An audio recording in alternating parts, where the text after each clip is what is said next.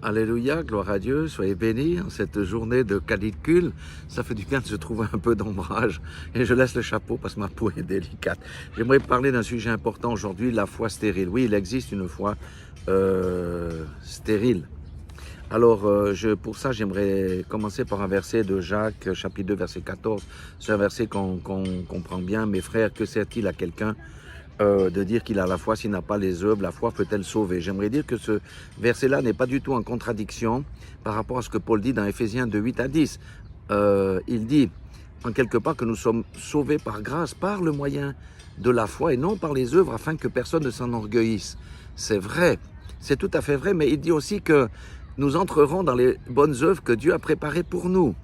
Alors, Jacques, ici parle que la foi les œuvres, que l'on produit, doivent démontrer notre foi. Alléluia, c'est ça la clé.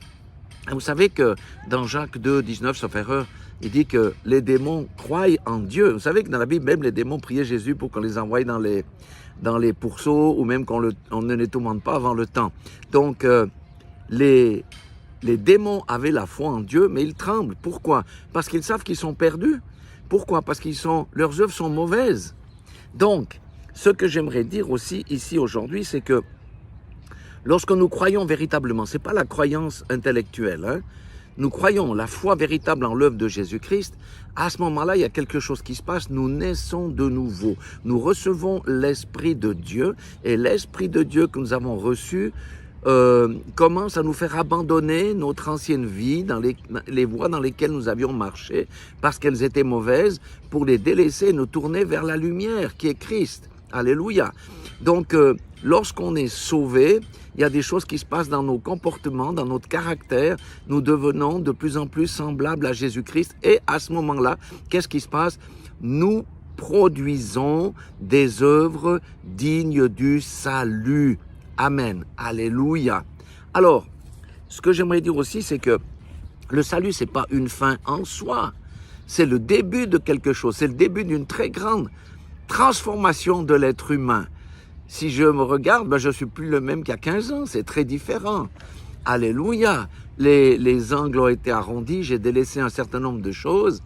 Et je mets en pratique la parole de Dieu. Parce que celui qui a la foi, écoute et met en pratique la parole de Dieu, la vraie foi. Et c'est là que l'Esprit témoigne à quelqu'un que tu es sauvé. Beaucoup de gens se posent la question s'ils sont sauvés. Pourquoi? Parce que leurs propres œuvres les condamnent dans leur conscience. Alors j'aimerais lire une parole extraordinaire dans Matthieu 25, 31 à 36. Lorsque le Fils de l'homme reviendra dans sa gloire avec tous ses anges, il s'assiera sur le trône de sa gloire. Toutes les nations seront assemblées devant lui. Il séparera les uns d'avec les autres. Comme le berger sépare les brebis d'avec les boucs, puissions-nous être tous des brebis. Et il mettra les brebis à sa droite et les boucs à sa gauche. Verset 34. Alors le roi dira à ceux qui sont à sa droite, « Venez, vous qui êtes bénis de mon Père. Prenez possession du royaume. » Le but ultime, c'est d'entrer dans le royaume qui vous a été préparé dès la fondation du monde. Verset 35, « Car j'ai eu faim, vous m'avez donné à manger. J'ai eu soif, vous m'avez donné à boire. J'étais étranger, vous m'avez accueilli. J'étais nu, vous m'avez vêtu.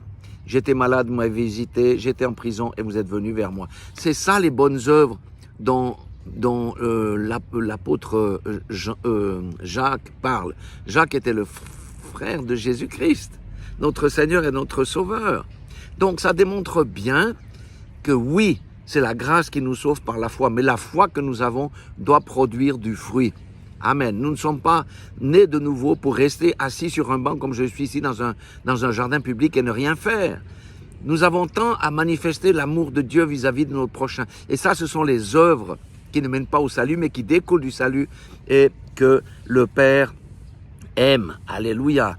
Et donc, c'est la transformation de notre nature en celle de Jésus-Christ. Et j'aimerais dire qu'il y a deux exemples. Abraham a cru à ce que Dieu lui a dit, mais il a agi, il est parti de l'endroit parce que Dieu lui avait commandé. Rahab a cru qu'elle pouvait avoir la vie sauve, elle et sa famille, si elle faisait échapper les espions.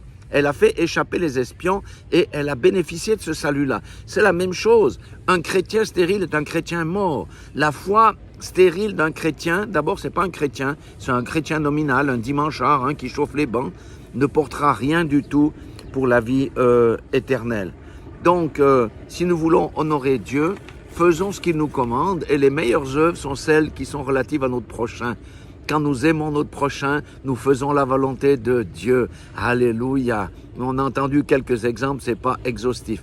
Voilà ce que je voulais partager avec vous. Soyez tous bénis et que chacun s'examine pour voir si sa foi est stérile ou non. C'est très important. Et ne vivons pas dans les illusions d'un salut qu'on n'a jamais eu, parce que le salut se manifestera lors de notre résurrection ou de l'enlèvement. Soyez tous bénis dans le nom puissant de Jésus-Christ de Nazareth. Amen.